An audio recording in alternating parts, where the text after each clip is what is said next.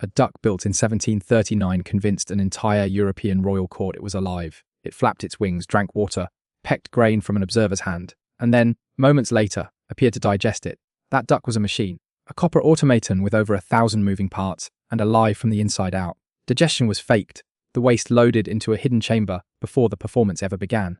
But the audience didn't know that, and Jacques de Vaucanson, the French engineer who built it, didn't correct them. What he'd actually done was far more interesting than the trick. He had convinced people that mechanism could imitate life so completely, no one could tell the difference. Here is the question that machine left open, that nobody fully answered for 300 years. Not whether a machine could move, but whether it could think. 5 centuries before Vaucanson's duck, an engineer named Al-Jazari was working in what is now southeastern Turkey. He was serving the Artukid dynasty, and in 1206 he completed a manuscript documenting over 100 mechanical devices. Among them a musical boat, 4 automated musicians, and a drum machine driven by a rotating cylinder with pegs that triggered levers in sequence. No electricity, no code. A sequence of physical actions encoded in the shape of the machine itself. He didn't call them robots. The word didn't exist yet. That word came in 1920, when a Czech playwright named Karel Čapek wrote a play called RUR, Rossum's Universal Robots. Čapek's robots weren't metal. They were biological, artificial workers grown to serve humanity who eventually turned on their creators. Robota, the Czech word for forced labor, gave the machines their name. 700 years of mechanical ambition, and at last it had won. Naming the thing and building the thing are not even close to the same problem. Here is where the story gets genuinely strange. In 1961, a machine called Unimate was installed on a General Motors assembly line in Ewing Township, New Jersey. 4,000 pounds of hydraulic iron. Its job was to pick up die-cast metal parts fresh off the molds, scalding hot, heavy, and toxic to handle, and place them for the next stage of the line. George Devil had patented the design 7 years earlier, and his partner Joseph Engelberger had pushed it into production. Workers on the floor watched the machine arrive with quiet dread. They'd heard this story before in other forms. The machine comes in, the jobs go out. Some walked off the floor entirely the first week. What none of them expected was what Unimate also revealed: it was precise, fast, and completely blind. The machine knew nothing about the world around it. Couldn't adjust if a part landed 3 inches off. Didn't see. Didn't react. Simply repeated whatever movement sequence a human had guided it through once, then ran that sequence on a loop forever.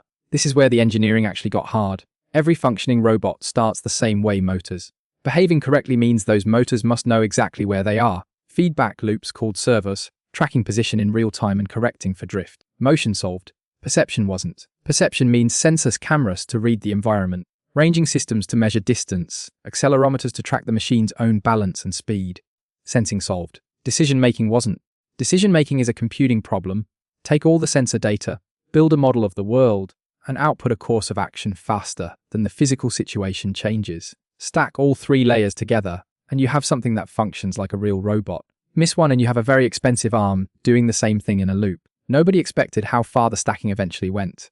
Today, legged robots cross rubble fields, recover from shoves mid-stride, and correct their own balance on ice. Surgical robots guide instruments through tissue with sub-millimeter accuracy, finer than any human hand could sustain without trembling. And then there is the case that quietly changes what the word autonomous actually means.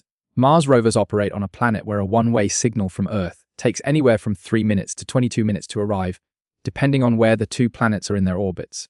Round trip, potentially 44 minutes of silence. Real-time control from Earth isn't just difficult, it's physically impossible. By the time a stop command reached the rover, it could already be buried in a dune. So engineers built the decision layer directly into the machine. Mission planners send a daily list of destination points, and the rover handles everything else from there.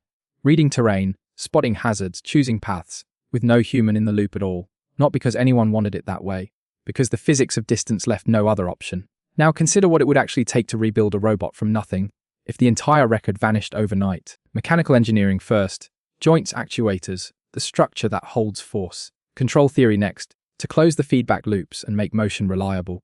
A discipline built from decades of aerospace engineering and electrical systems that most people have never heard of. Then sensor design, to give the machine perception something like vision, something like balance. And finally machine learning, because writing rules by hand for every possible situation isn't just impractical. Too many branches. Far too many. None of those disciplines existed together at any point in history. Each one took generations of mathematics to develop, and each one depended on the ones before it. Vaucanson's duck fooled a room full of people with a hidden compartment of pre-loaded material and 1,000 spinning parts. No sensors, no feedback, no decision layer. Orbiting another planet right now is a rover that receives a daily task, then handles the entire day alone. Terrain it has never seen, hazards it must identify itself, paths no one drew for it. Between that duck and that rover lies something stranger than the technology itself. It is the full record of what it cost to understand, in precise and painful steps, what thinking even is.